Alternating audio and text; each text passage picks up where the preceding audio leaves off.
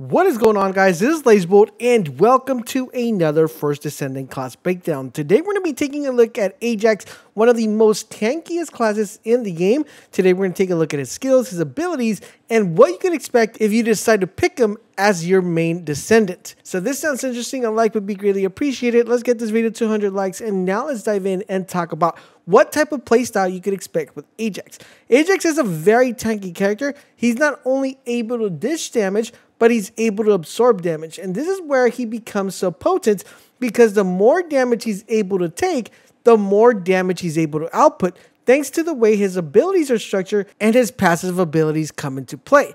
With that being said, let's take a look at the skills and talk about what we can expect. Now, as you guys may already know, each character in the First Descendant comes with 4 active skills and 1 passive skill. Like always, guys, we're going to dive in and take a look, of course, at the passive skill to give us a better idea of what type of playstyle we could expect when we decide to play as Ajax. Ajax's passive skill is called Void Vault. Now, this is a skill that's going to be active throughout the entire time, and it's really important that you understand what void energy is and how we obtain void energy, so we can know exactly how these active skills work. And when we talk a little bit further in the video, we're going to be talking about the combos. But this is the description we have of the Void Vault. It says, accumulate void energy equivalent to 500% of damage taken from enemies. So basically, guys, you're going to be able to get this void energy.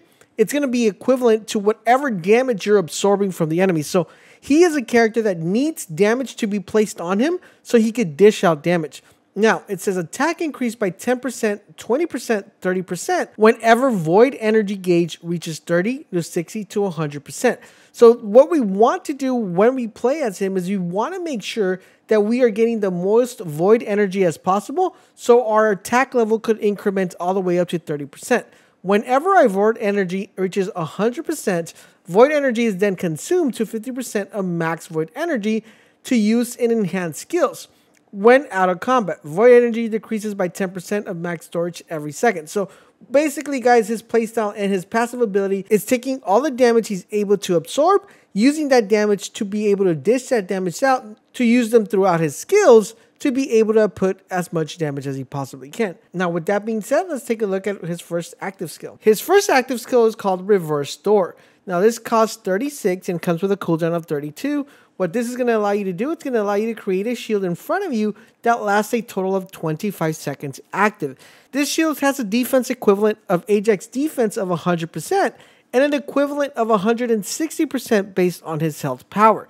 Now, this is the important part that you want to learn about the skill. Whenever enemy projectiles hit the shield will start accumulating void energy. Now, it's really important that you remember this, because remember, void energy is what's going to give us more power. Void energy is equivalent to inflict damage up to 700% using enhanced skills and enhanced effects.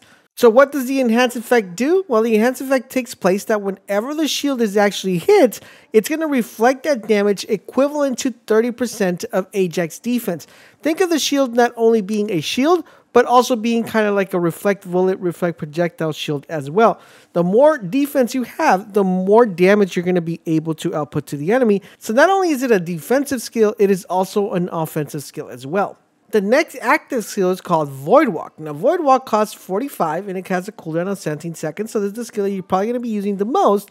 And what this allows you to do is when you hit the ground, so whenever you jump in the air and you come back down to the ground, it's going to inflict enemy within an 8-meter radius with skill attack of 30% damage, and that's going to stun the enemy. So you're going to go ahead, hit the ground, stun the enemy around you, and if you're using enhanced skills and you add the enhancement effect, this is going to get incremented. So basically, any stun enemy will be limited for 3 seconds, and with the stun effect increasing current shield by a max shield of times 40% for 60 seconds. So that means that your current shield, if you have a shield active and you use the skill, the shield is going to get a max increment of 40%, doing even more damage as long as you have that enhanced skill. Alright, his next skill is called Expulsion, and this is going to cost 54 and has a cooldown of 20 seconds, so a very good effective skill that you're able to use quite often.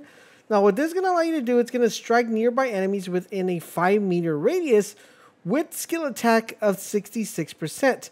The damage that it inflicts is going to allow you to not only cause that damage, but it's also going to allow you to do a knockback effect allowing the enemies to be pushed back to a small radius. Now, depending on what enemy size it is, they'll be pushed at a certain distance. So a small enemy will be knocked back about 5 millimeters, a medium enemy 4, and a large enemy 3. So you can get an idea of how much the knockback effect will be doing based on the enemy size. Now, in addition to that, if you use your enhanced skill and your enhanced effects, this is going to give you an increment. So if you use the enhanced effects, it's going to increase the effective range of that particular skill by 7 instead of 5. And it's also going to increase your shield by 40% based on the max shield for 16 seconds. So it's something to keep in mind that you're going to want to make sure you learn how to combo this, which we'll talk a little bit later in the video, because this is going to allow you to maximize the mass potential for the current shield to have it active not only longer, but for it to do more damage. Alright, so the next skill he has is called the Hypercube. Now the Hypercube costs 45 and it has a cooldown of 32 seconds.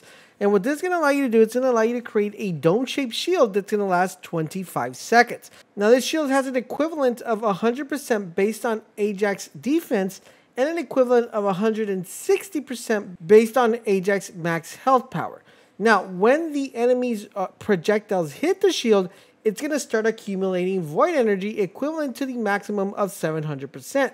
Now, using an enhanced skill will add the enhanced effect, which the enhanced effect will allow you to do. It's going to allow you to enhance the shield that when it hits, it's going to reflect damage equivalent to 60% of Ajax defense.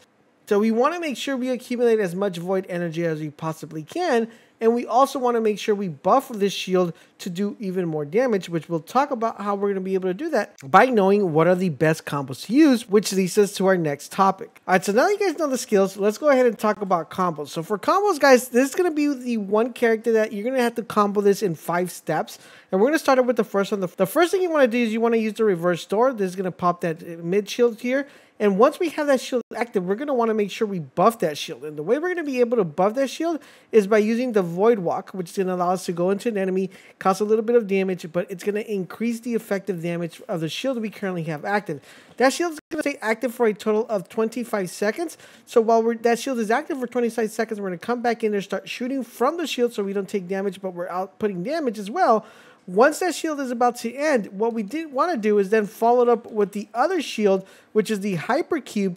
Once we're in the Hypercube, we're then going to want to follow it with the Expulsion, going to make everybody dizzy around the battlefield, come back into the cube, and then from within the cube, we're then going to go ahead and use another skill called the Void Walker skill, because it should be back by the time the shield is done, to go ahead and stun that enemy. And after that, it's just a matter of rinsing and repeating those 5 skills simultaneously. So really effective, really powerful. You do not want to overcommit with the shields.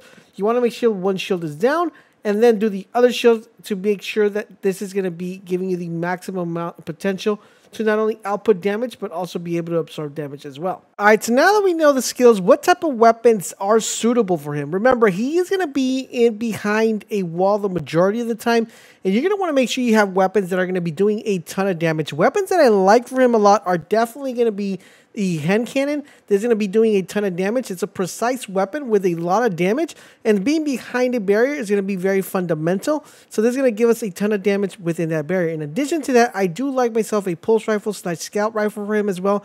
Gives it that mid-range, long-range combat. And of course, I do like the beam cannon on him. Due to the fact that the beam cannon is one of those weapons you kind of have to aim and have to have cover while shooting it, then definitely this is a very viable weapon for him. You're going to want to have weapons that are going to be able to pack a punch and be precise with those weapons. So I think these weapons are fundamental for him. You theoretically could substitute a sniper rifle for the scout rifle or pulse rifle, but we got to manage the bullet types as well, so do keep that in mind. Now, if you love absorbing damage, using that damage to do a massive amount of damage as well, like to go in there, cause a little bit of havoc, come back into your bubble, and then dish out damage, then Ajax is definitely the class you're going to want to pick. He is super tanky, super powerful, super agile, and a really good character and fun character to play in the First Descendant. Now, if this might not be the character that suits your playstyle, you're definitely going to want to check out this video that's popping up right now on the screen, giving you an overview on the different character that might be more suited for your playstyle. We have all the breakdowns of every individual character here in the channel, so you're definitely going to want to check out which one's going to fit your playstyle, so when the beta comes or when the release of the game comes out, you guys know exactly what character to pick. Now, if you guys are enjoying our content here on the channel and love what we're doing here and how we're covering the First Descendant, a like would be greatly appreciated. If you want to show a little bit more love and support, do consider hitting that join button down below to join the Bolt Nation. There is an incentive that when we stream, you guys could be one of the first in line to hop on the stream and play the First Descendant with us. So do consider becoming part of the Bolt Nation. Thank you guys for all the support. Thank you guys for watching, and I'll catch you guys on the next video.